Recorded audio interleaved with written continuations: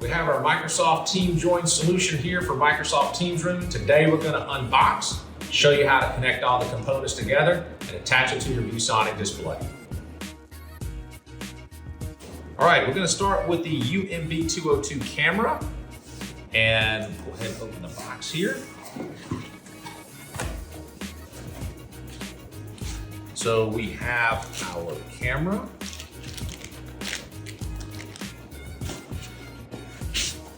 Layer here, we do have a remote control, our power cord, and the needed USB to A cable, USB-C to A, and we do have a mounting bracket and associated tools to mount your camera to the bottom of your ViewSonic display. All right, next up we have the ViewSonic Touch Console. Here, inside the box, the manual. We have our USB-C cable that powers the unit. And here we have our touch console that is the heart of the TeamJoin solution. All right, finally, we have the conference PC, specifically designed for Microsoft Teams Room.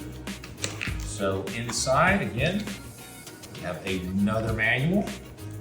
We have the compute module.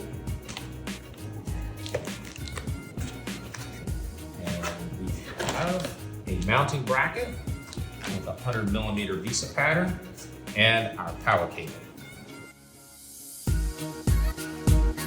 So we've just unboxed our ViewSonic TeamJoin solution for Microsoft Teams Room. Let's connect everything so that we can start collaborating.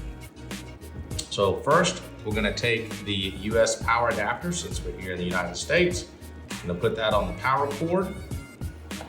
Then what we're gonna do now is we're going to go ahead and plug that into the 12-volt port.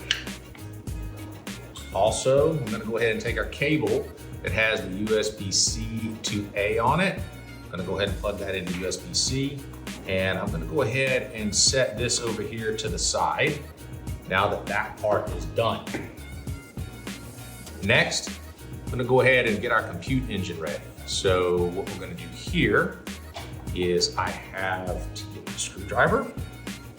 We have a little set screw here to cover up our cable management. What you're gonna notice on the inside here, when I take this off, there are two more thumb screws.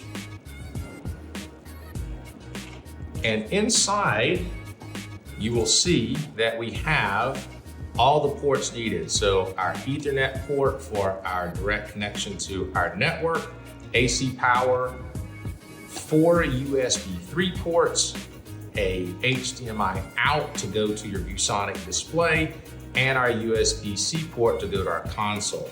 So let's go ahead and I'm gonna turn this around so we can see a little bit better on the inside. First, I'm gonna go with the power cord. So we're gonna plug this in here. If you'll notice, it has a nice channel for the power cord to sit in. Next, we're gonna plug in our USB-C to go to our control unit, which is labeled here. And then to go to our ViewSonic display, we're gonna go ahead and plug in our HDMI. And everything has a nice place for the cables to go, for cable management. Now we've got our cable here for our camera, so we're gonna go ahead and take this and plug it into one of the USB 3 ports. All right, so let's go ahead and put our cable management back in place. Now the importance of the cable management here is so that your users can't borrow any of the cables that are connected to this unit.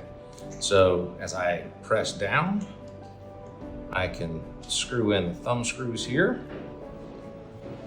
locking my cables securely into the compute engine. All right, now we're gonna go ahead and put our cover back on for clean cable management.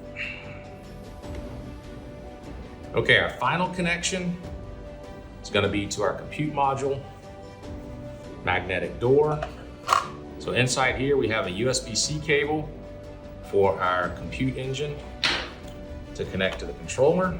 If you want to, you have an HDMI in for another HDMI cable for being able to share without.